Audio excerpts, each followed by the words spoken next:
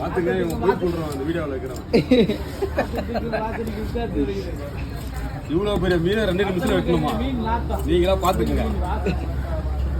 தூக்கத்துக்கு இருக்கிறதுக்கே பெரிய விஷயம். 2 மாசம் 2 மாசம் நான் எடுத்துருவேன்.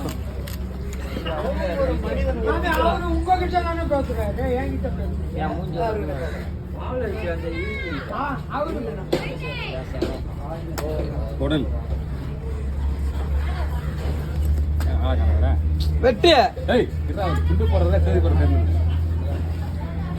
அவரு உங்ககிட்ட பேசிட்டு